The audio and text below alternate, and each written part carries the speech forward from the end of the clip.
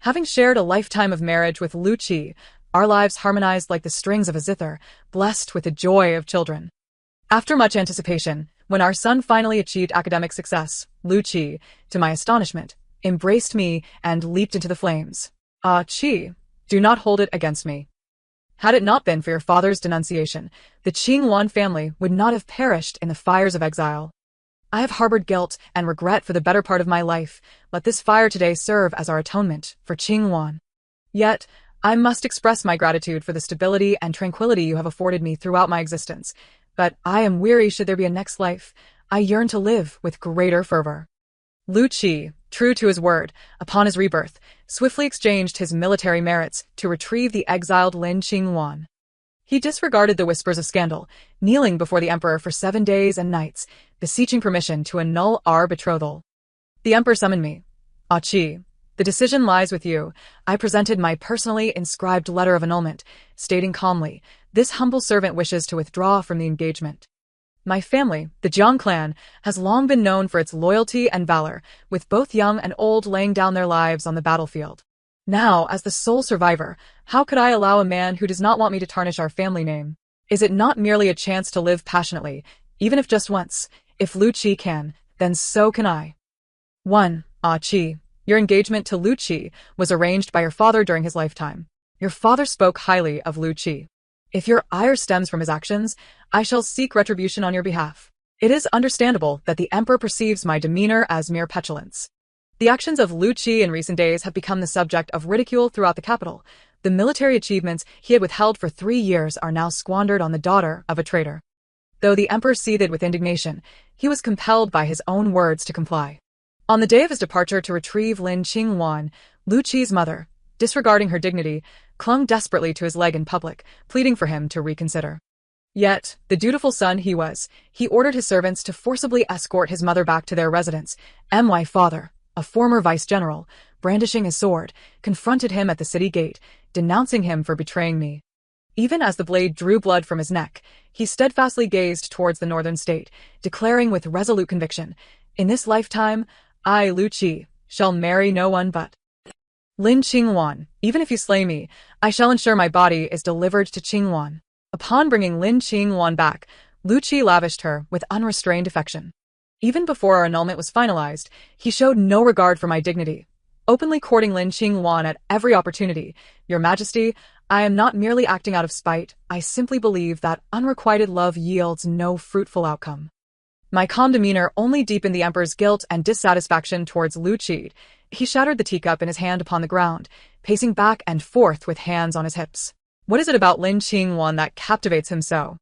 How could a top scholar cast aside his future and provoke the emperor's wrath?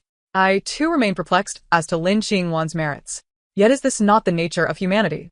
What is unattainable is forever deemed the best. Regret, too, remains an indelible mark upon the heart. I picked up the marriage annulment notice that had fallen from His Majesty's dragon robe, brushed off the dust, and gently placed it before the emperor. Your Majesty, please approve this annulment. The emperor understood that matters of the heart could not be forced. Yet, being a man of his word and honoring his father's dying wish, he felt compelled to speak further. The entire Jiang family has perished on the battlefield, leaving only you. I promised your father I would ensure your safety and well-being throughout your life. If you find Lu Qi unsatisfactory, I shall arrange for you another suitable suitor. In truth, Lu Qi was indeed a worthy match. Though born of humble origins, he possessed a resilient spirit, steadfastly devoted to his studies even in the face of adversity. While it could be said that he benefited from the Jiang family's influence during the palace examination, he also had his own merits. After our marriage, he never once acted inappropriately. For the first 5 years, I bore no children. His mother, concerned for the Lu family, urged him to take a concubine. Yet he resolutely declined, fearing that such a notion would trouble me. He publicly claimed it was his own health that rendered him unable to father children. In my previous life, it was common knowledge in the capital that the minister's beloved wife was deeply cherished. From a youthful top scholar to a powerful official, Lu Qi was never short of admirers. Nevertheless, he remained steadfastly devoted to one woman until the end. Who could find fault with him? I certainly could not. Had I not learned of his regrets before my untimely demise, I would have still regarded him as my ideal partner in this life. Alas, the fire that consumed so much did not merely destroy his image in my heart, but also severed the ties between us that spanned 2 lifetimes. I lacked the confidence to find a more suitable companion than he, and thus I resolved not to pursue another. Your Majesty, marriage is a matter of fate. If Lu Qi has firmly resolved to annul our engagement, it signifies that fate has turned against us. Rather than entangle ourselves for a lifetime, it is better to part ways swiftly. The Emperor, unable to resist my determination, trembled as he affixed the imperial seal to the annulment notice. I exited the imperial study and presented the annulment to Lu Qi. Perhaps taken aback by my unexpected assistance, he stood momentarily stunned before regaining his composure. With great care, he tucked the notice into his bosom, his face a mask of remorse as he uttered, "Ah Qi, I am sorry. I did not wish to humiliate you. I merely sought to rectify the regrets of my past life." Regrets, indeed. Who does not have them? He claimed he chose to forsake Lin Xinglan for my sake. Yet he remained unaware that I too had relinquished my own dreams for him. After being entrusted with significant responsibilities by the Emperor, I devoted myself to caring for our children and managing domestic affairs, so as to allow him to focus on his duties. The once radiant daughter of a military family suppressed her brilliance, laid aside her armor, and rolled up her sleeves to prepare meals. I never allowed him to witness my regrets. He never inquired whether I still harbored aspirations or dreams of glory. Now that he had something he cherished, why should I shackle myself further? I did not respond to Lu Qi's words and left the palace without a backward glance. Outside the palace gate, a slender woman in ornate attire nervously wrung her hands as she approached me. "Miss Jiang, I apologize. Qinglan never intended to disrupt your engagement with Lu Lang." I advised Lu Lang, but he would not listen. Lin Qinglan appeared just as she always had, with a fresh face and an air of graceful tranquility, a true embodiment of the white moonlight. Yet I knew that everything visible was merely a fade. Lin Qinglan was never a benign presence. Her father, Lin Yangji, had once been the grain officer under my father. My father treated Lin Yangji well, but alas, he himself was undisciplined, not only embezzling and accepting bribes but also delaying military operations through the misallocation of supplies. My father, upholding justice, brought Lin Yangji to the Emperor's attention. While the world condemned Lin Yangji, my father secretly confided in me that Lin Yangji was not of a bad nature. It was merely unfortunate that he had a daughter enamored with vanity and the pursuit of fame. Lin Qinglan's mother had perished during her difficult birth, and Lin Yangji, in his boundless indulgence, had spoiled her. To satisfy her ever-growing desires, he was compelled to resort to unscrupulous means. My father's words echoed in my mind, and my gaze towards Lin Qinglan grew increasingly disdainful. "Miss Lin, your constant reference to Lu Lang hardly sounds like an apology. Rather, it seems more like boasting." I deliberately raised my voice, observing the crowd of curious onlookers gather, their interest piqued. Lin Qinglan's face flushed crimson with embarrassment. She clutched her skirt tightly, tears welling in her eyes as she pleaded, "Miss Jiang, that was not my intention. I never wished to return with young Master Lu, but my health is frail. How could I possibly oppose him?"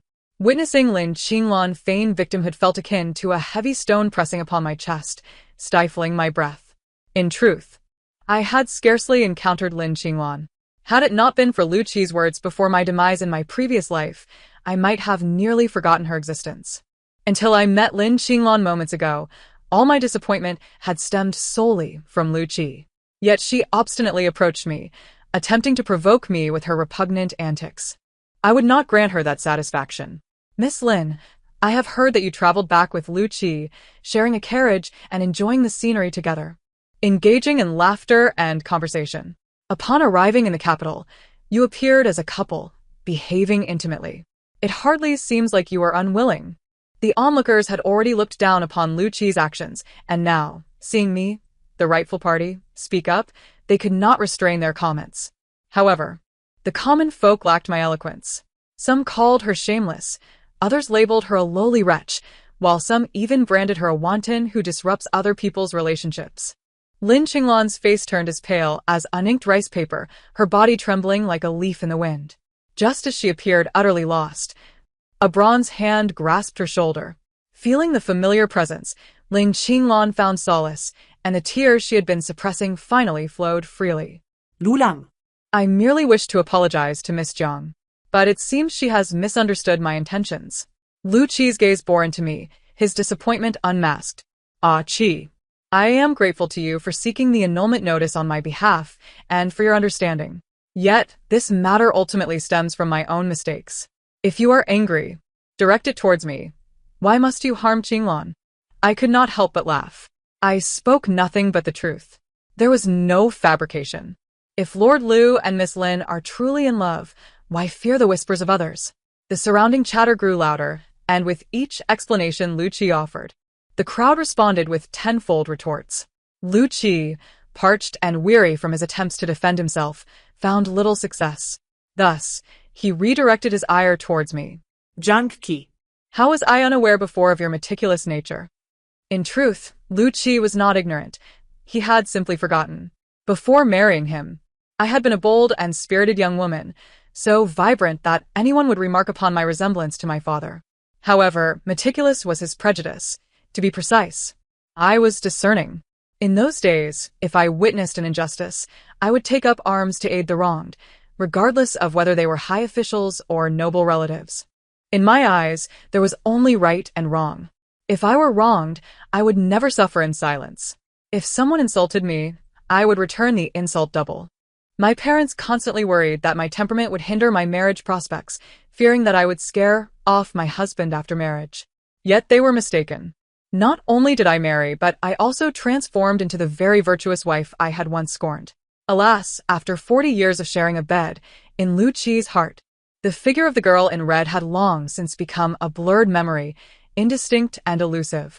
Thus, he perceived that I had transformed, evolving into a bold and overbearing firefox, one that takes pleasure in tormenting gentle souls like Lin Qingwan, who is as defenseless as a little white rabbit. When I remained silent, Lu Qi mistakenly believed that I was filled with remorse.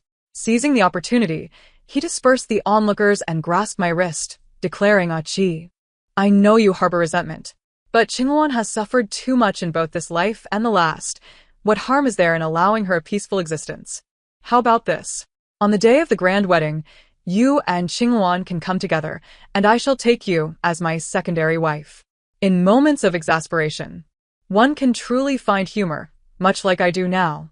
Lu Qi, on what grounds do you believe that I am indispensable to you? Ignoring my struggles, he tightened his grip on my wrist. I know you do not consider me your only option. However, who in the capital is unaware of the bond we share? We have been betrothed for 6 years, inseparable, and the rumors outside have spread like wildfire. Ah, Qi, besides me, who else could genuinely accept you? Before I could respond, the chief steward hurriedly approached, presenting me with an old, blood-stained tiger talisman.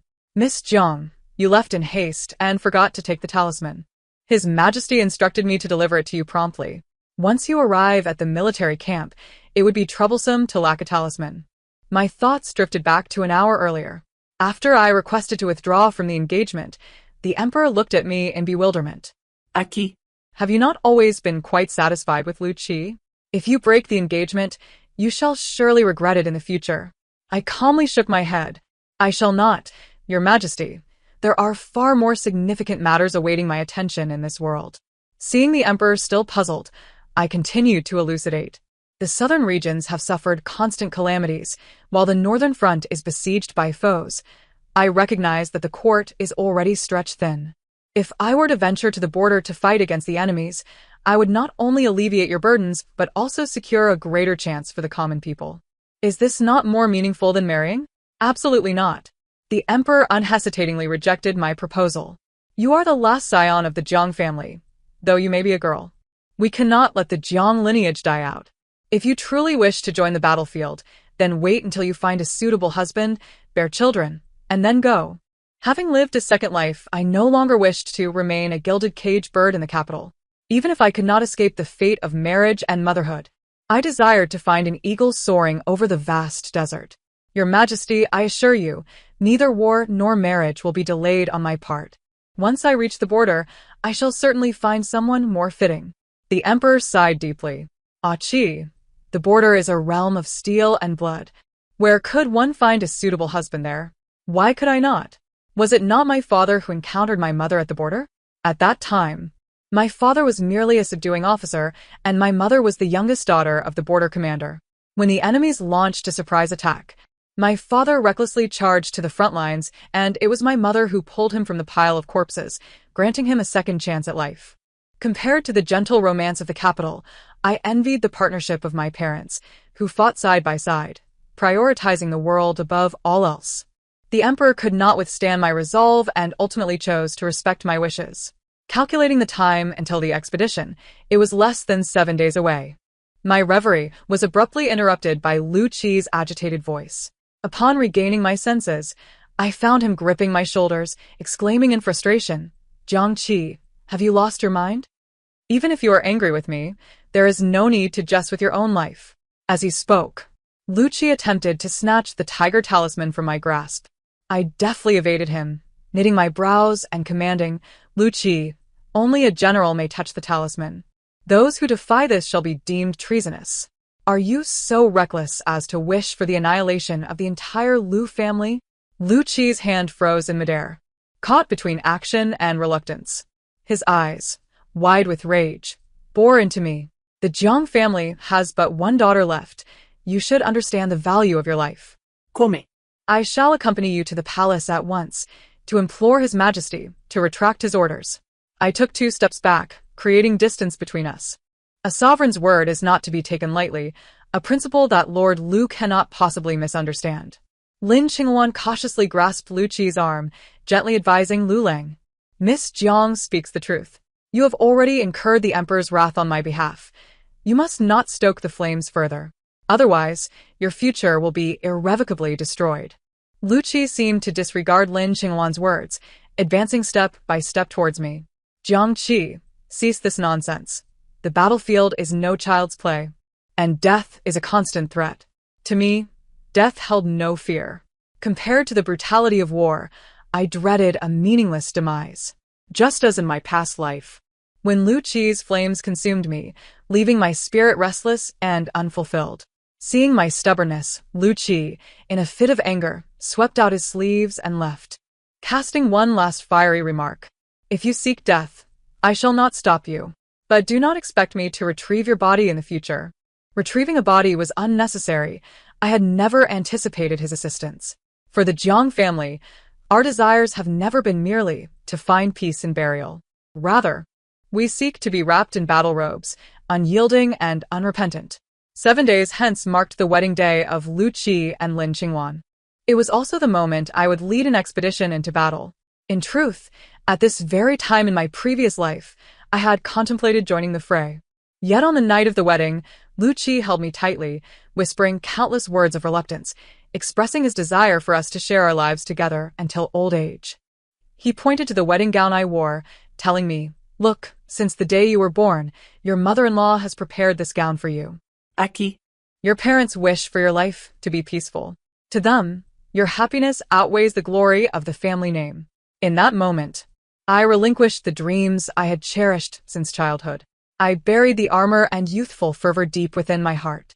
From that time onward, I subdued my brilliance, gathered my hair into a bun, and rolled up my sleeves to learn how to be a dutiful wife.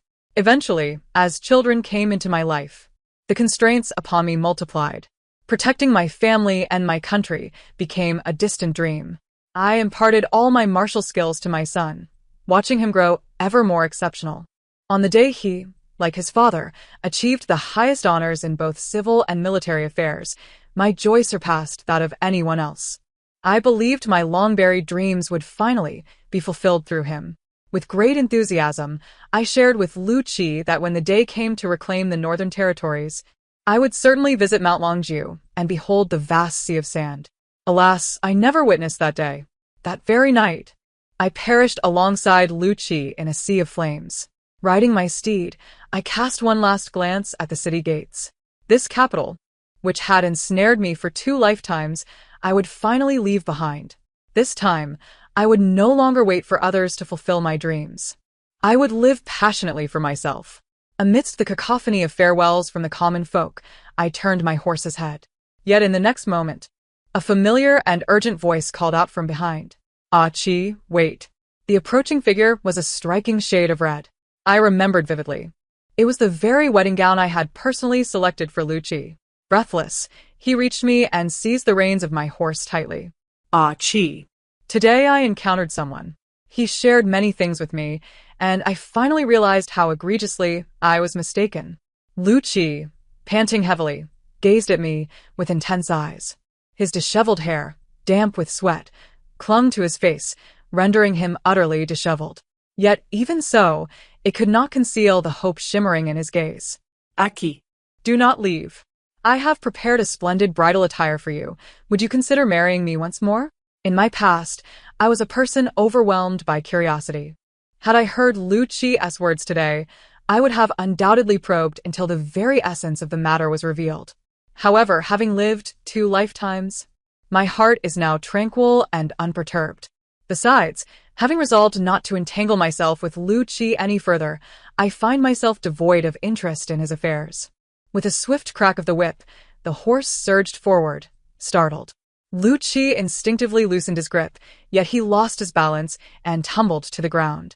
Stumbling, he rose again, unwilling to concede, and pursued on foot. Achi, grant me another chance. Even if not for my sake, do it for our children. Consider their sweetness, their understanding.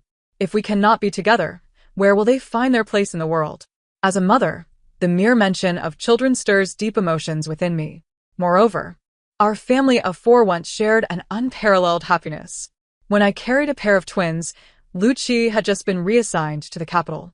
Although the emperor had bestowed upon us a residence, our circumstances remained exceedingly strained. Aside from Peyron, my maid since childhood, the household was staffed only with low-paid laborers. Fearful of my discomfort, Lucci would return home promptly after attending to state affairs, laboring tirelessly for me without a hint of complaint. Even when our children were born, it was Lucci who personally bathed them. As they grew a bit older, his career flourished, and our living conditions gradually improved. Yet, concerning matters of our children and myself, he would never delegate those responsibilities to another.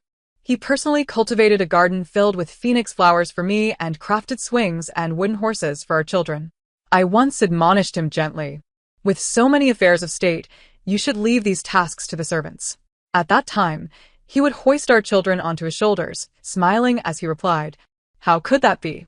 My wife and children deserve my utmost care. Do not wait for them to grow up and seek solace from the servants when they feel wronged. They should turn to their father instead." I could not oppose him, so I acquiesced. Yet from that moment on, he imparted a vital lesson to me. Within a marriage, there should not merely be one-sided devotion. It is only through mutual effort that one can endure the long journey ahead. I thus devoted myself wholeheartedly to managing the Liu household and caring for him. Every instrument he used, from brushes to weapons, was personally arranged by me. Perhaps emulating our example, our children grew up to be particularly considerate and understanding. Our son would echo Lucci's concern for me, while our daughter mirrored my nurturing ways towards their father. In time, our family became the envy of all in the capital. I had always believed that Lucci would share my contentment. Alas, a lifetime of happiness and stability could never outweigh the weight of regret. Thus, in this life, I shall not look back, nor will I afford Lucci any opportunity for regret. From my elevated vantage point, I gazed down at him and calmly stated, "Our son and daughter are remarkable individuals. Even if they were not born from my womb, they would still lead fulfilling lives. Conversely, you and I, having chosen to begin anew, should not lightly abandon our path, regardless of the challenges and dangers that lie ahead. Return now, Lucci. Pay no heed to what others may say. Remember that Lin Qingluan is your own choice, and you must bear the consequences, whether good or ill." With that, I turned resolutely and led my troops away, the dust rising to obscure that fleeting glimpse of red, blurring the lines of our past and present. The winds and sands of the border struck my face with a slight sting, yet the vast expanse of the world invigorated my spirit. The warmth of the enthusiastic citizens further uplifted my mood. Upon reaching the gates of Shuabai, I was met with a heartfelt welcome from soldiers and common folk alike. I knew that I basked in the glow of my family's reputation. How fortunate it is to have family as a sturdy tree to shelter beneath. Currently, the border general of Shuabai is Xiao Wenwu, who once served as my father's deputy. He is the very man who rushed back to the capital overnight, sword drawn at Lu Qi's throat for my sake. At this moment, the burly man with sun-kissed skin stood before me, rubbing his hands and gazing at me fondly as he murmured, "You have grown, and you have become so beautiful. If the general were to hear of this, he would surely boast far and wide." In life, my father was a serious man, seldom displaying any levity. He maintained an air of composure in all matters, except when it came to me, where he would chatter like a child. I was raised in the capital, and the soldiers in the barracks had hardly seen me, yet they all knew of my appearance, my favorite foods, and my pastimes. I was oblivious to this until Xiao Wenwu returned to the capital and informed me. In the military tent where my parents once resided, my likeness adorned the walls. I clasped my hands together and asked, "Uncle Xiao, could you take me to see the military tent where my father and mother lived?" Xiao Wenwu waved his hand. "Of course. I have always had someone clean the general and his wife's tent. Nothing has been altered. The furnishings remain just as they were when the general's lady was present." As Xiao Wenwu guided me through the city, the townsfolk handed me an abundance of gifts: freshly laid eggs from their hens, freshly picked vegetables, and even blood-soaked pork. Each face radiated a sincere smile. "Miss Jiang, please accept these. Had it not been for the general and his lady saving our family, we would not even know the height of the grass on our graves. Indeed, Miss Jiang, if not for the Jiang family, we would have long been homeless." Amidst the laughter and banter, a small boy of 5 or 6 squeezed through the crowd, trembling as he tugged at my garment and presented me with a piece of malt candy. I knelt down, accepting it with both hands, and smiled as I affectionately ruffled his hair. "Why would you give me candy?" The little boy gazed at me with earnest eyes, his youthful voice chiming, "Sister, my mother said that if it weren't for General Uncle, I would have perished in her womb. Mother also said you are General Uncle's daughter. So, I wanted to thank you." I pestered Mother for a long time before she finally gave me a coin to buy this malt candy. "This is my favorite treat. It's so sweet, sister, you must try it." Tears welled up in my eyes uncontrollably. I placed the half-melted candy in my mouth.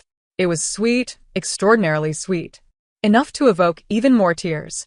Yet in that moment, I truly understood why my parents and siblings were willing to take up arms and lay down their lives on the battlefield.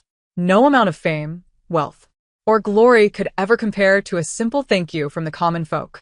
Even a humble piece of candy surpassed anything I had tasted in my 2 lifetimes. I gently embraced the little boy, my voice choked with emotion as I assured him, "Do not worry, though General Uncle may be gone, there will always be your sister. I will make sure you are never bullied." The boy nodded eagerly, and as if recalling something, he hurriedly untied a red string from his wrist and placed it in my palm. "Sister, this is the safety string my mother traveled far to obtain for me. I give it to you, hoping that you return safely each time." I clutched the safety string tightly, my heart brimming with joy as I listened to the tender words of reassurance. For I knew, in this lifetime, I would have no regrets. Xiao Wenwu initially intended to entrust me with the command of the army, but I declined. Although I had been exposed to military matters since childhood, it was, at its core, merely theoretical knowledge. Xiao Wenwu did not press the issue but arranged for his deputy to accompany me. This deputy, his nephew, was named Xiao Zhiheng. With bronze-hued skin and a tall, lean frame, he spoke little. However, as time passed, I discovered that he was a rare talent in military affairs. Not only was he skilled in combat, but he also possessed a remarkable strategic mind. My inaugural venture into battle, under his guidance, culminated in a resounding victory. The celebration that ensued stretched into the late hours of the night, with revelers sprawled across the ground in drunken stupor. As the sounds of merriment faded, I ascended the hillside alone, seeking solace in the cool breeze and the luminous moonlight. The moon over the vast desert differed greatly from that of the capital. It was clear and bright, as if within reach. If Chang'e and Wugang truly existed, they could only be seen distinctly in this arid expanse. Lost in contemplation, a cloak was draped over my shoulders. Xiao Zhiheng settled beside me, his voice cool and composed. "The desert night is chilly. General, do not let yourself freeze." As his words hung in the air, a gust of wind swept by, confirming the coldness of the night. I gathered my clothing closer and replied, "Thank you. However, please refrain from calling me General. I am not quite accustomed to that title.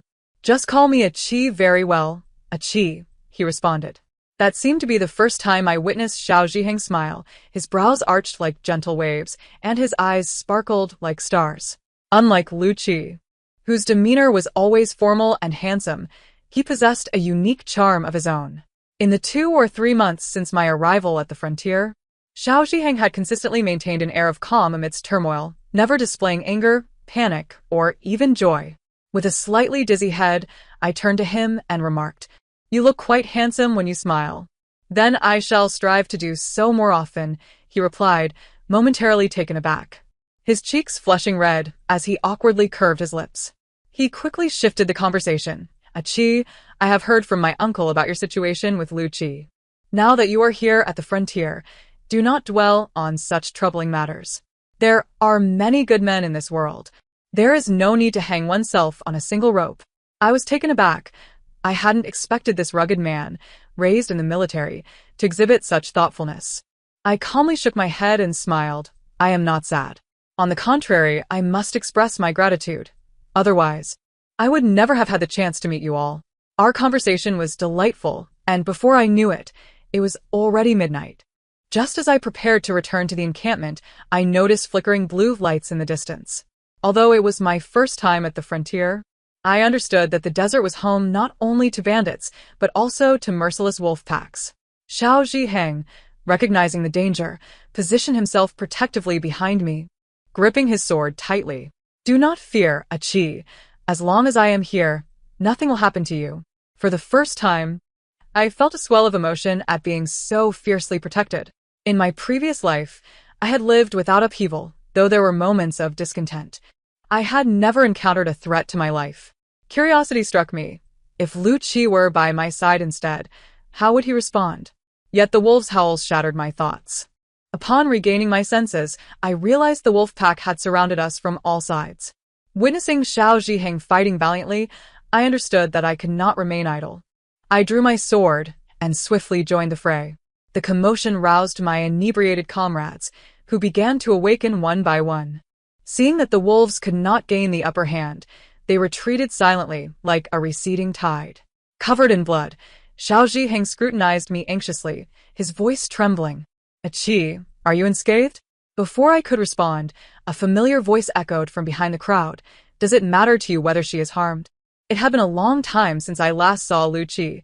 He appeared much more haggard, his unkempt appearance a far cry from the youthful scholar I once knew. Approaching me, he pried Xiao Zhiheng's hand away, his eyes brimming with wariness. "Who are you? Why are you so close to Achi?" Without waiting for Xiao Zhiheng to reply, I interjected, "He is my deputy, and someone I hold dear. Not only Lu Qi, but even my recently awakened comrades seemed taken aback, as if they had suddenly become intoxicated again." I glanced at the stunned Xiao Zhiheng and, feeling a surge of guilt, added, "He has taken great care of me during these days. It is only natural that I have developed feelings. But do not feel pressured. I will not let my affections become a burden for you." Before Xiao Zhiheng could process my words, Lu Qi's eyes reddened. He pulled me aside, gripping my shoulders tightly, demanding, "Have you lost your mind? What worth does a powerless deputy hold for you?" For the first time, I felt a tinge of disdain towards Lu Qi. When has the Jiang family ever valued power and wealth? Were you not also impoverished and without status before you achieved your success? Did my father not choose you as my betrothed? Lu Qi was left speechless, stammering as he struggled to find a response.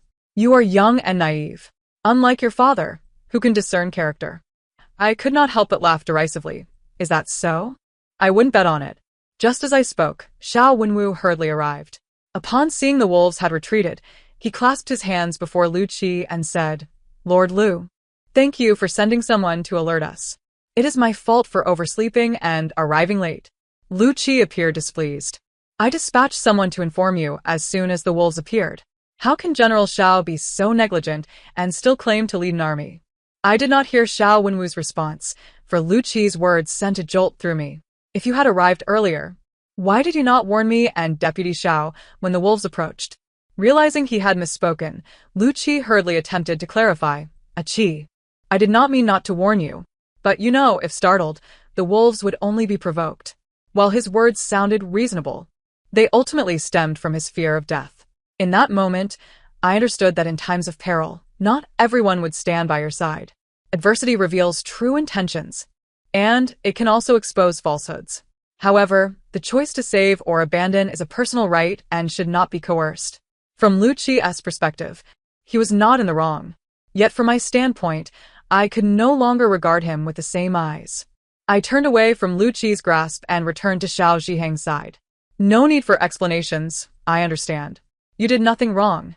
Now that you are here, rest for a couple of days and let General Xiao show Lord Lu the sights of the frontier. Lucci's expression darkened, filled with reluctance, and what about you? I cautiously tugged at Xiao Zhiheng's sleeve, fabricating an excuse. Deputy Xiao, and I must devise the next strategic plan. I truly have no time to accompany Lord Lu. I hope you can understand.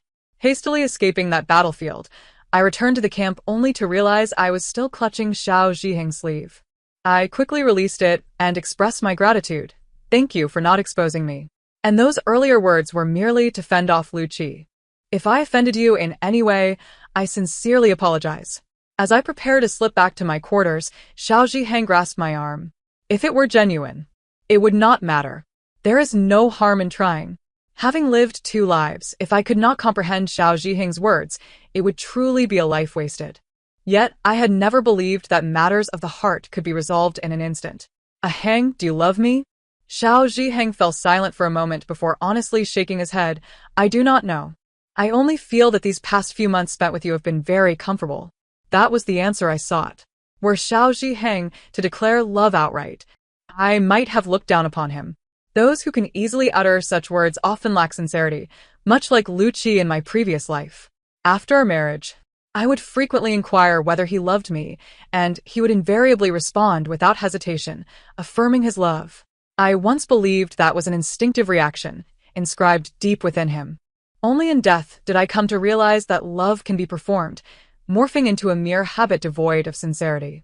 Thus, in this lifetime, I yearn to eschew such a habit. What I desire is candor, a heart that beats true. I turned to gaze directly into Xiao Zhiheng's eyes, equally forthright, and declared, I do not love you either. Yet, like you, I relish being in your company. I feel that you understand and respect me. Xiao Zhiheng's eyes sparkled like a spring pool, shimmering yet untainted.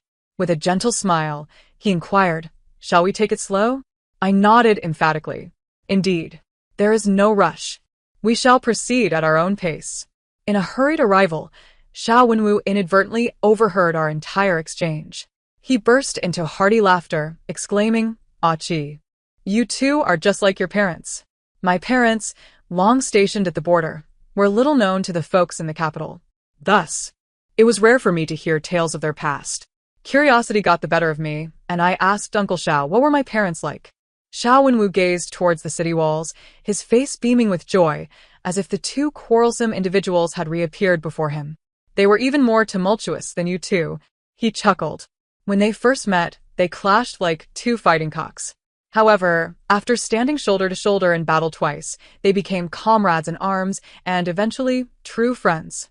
At that time, none of us brothers imagined they would evolve into a loving couple.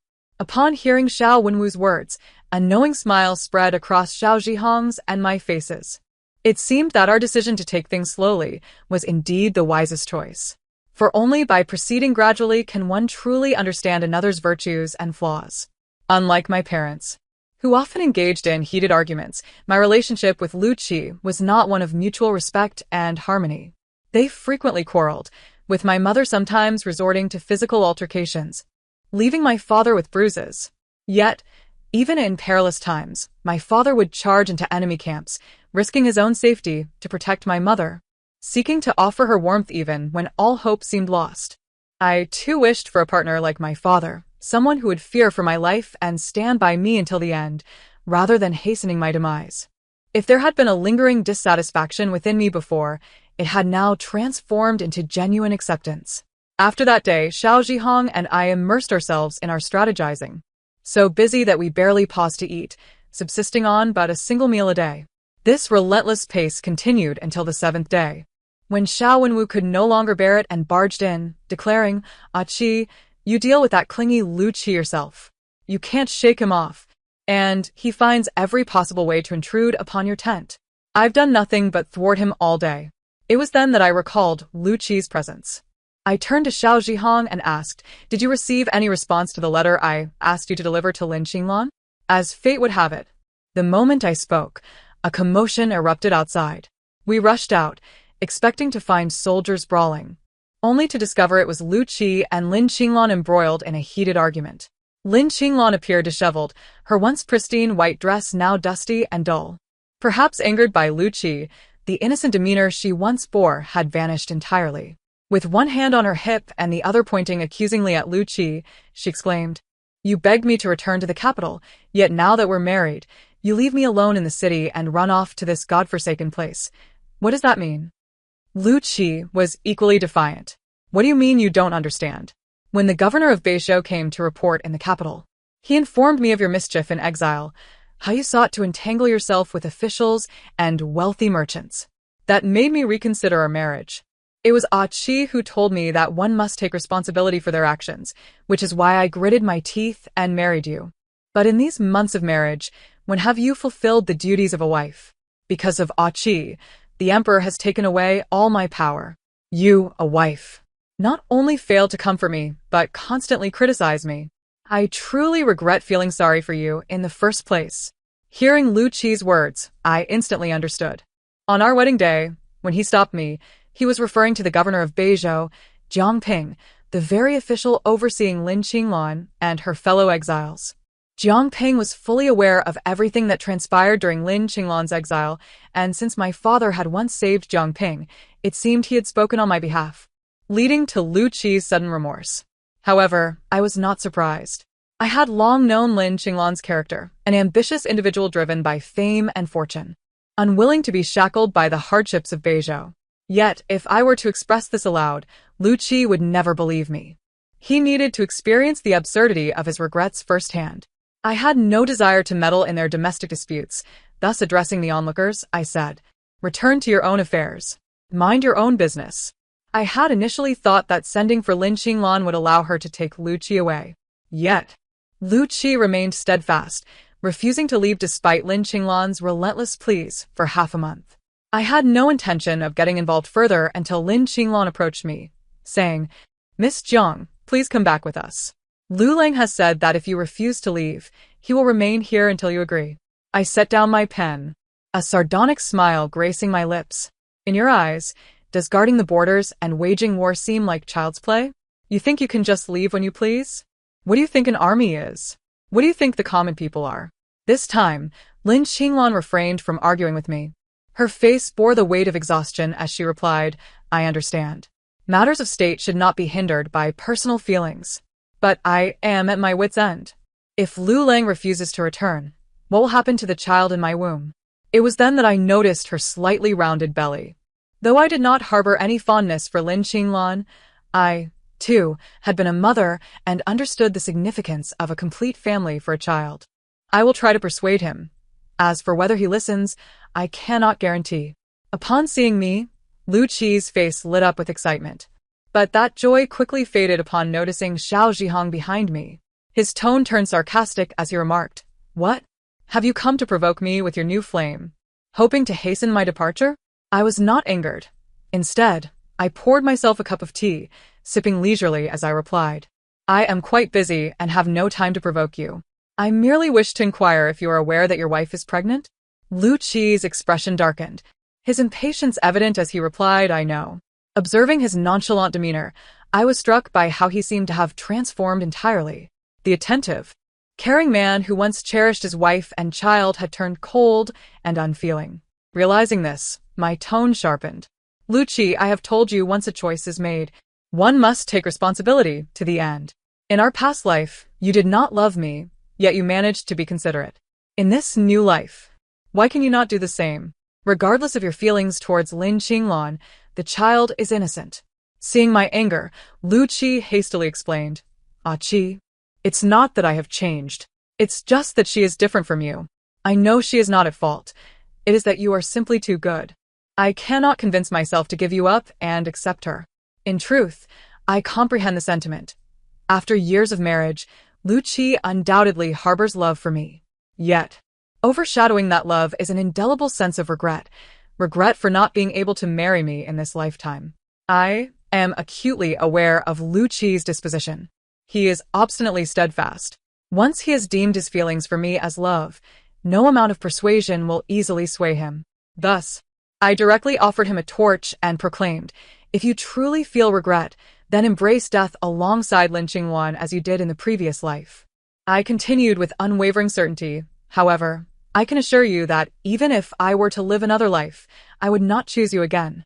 Lu Qi, who had already grasped the torch, found his hand frozen in midair upon hearing my words. "Why?" He inquired. "We could return to the time before our engagement. You had not yet joined the army, nor encountered Xiao Zhihong. I had not yet brought Lin Qingwan back. Everything was still within reach. Would such a tranquil life not be preferable?" I calmly shook my head. "No, for I cherish the life and choices I have in this existence. I possess my own dreams and companions willing to fight alongside me. In what way does this not surpass the previous life?" My words shattered Lu Qi's final hope, irrevocably severing his intentions. Ultimately, he relinquished the torch and departed the border with Lin Qingwan. After Lu Qi's departure, I remained at the border for 7 full years, marrying and bearing children.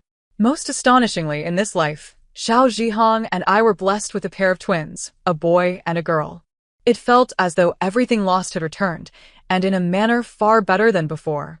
Once the enemy was decisively expelled from the northern deserts, Xiao Zhihong and I were summoned back to the capital to report our duties. That was the last time I laid eyes on Lu Qi. He stood amidst the populace, gazing at me from afar. I had heard whispers that he had transformed into a devoted husband, attentive to his wife and children. Yet upon seeing him, I perceived an unmistakable weariness etched upon his features. The once vibrant glimmer in his eyes had long since faded. When Lu Qi noticed my gaze upon him, he endeavored to lift the corners of his mouth, forcing a smile, his lips moving incessantly. However, the crowd was too numerous and boisterous, rendering his words inaudible. I could only discern 3 words: "In the next life." Warm hands enveloped mine, and I turned to meet Xiao Zhihong's gentle gaze. Calmly, I responded to his unspoken question in my heart, "Let us not meet in the next life." I believed I had already encountered the finest person. The emperor initially wished to retain Xiao Zhihong and me in the capital, yet we silently declined his unspoken invitation. Though life at the border was arduous, it had become our home, and the people there were our irreplaceable family. The emperor, respecting our decision, bestowed upon us a generous gift of gold, silver, and jewels before bidding us farewell.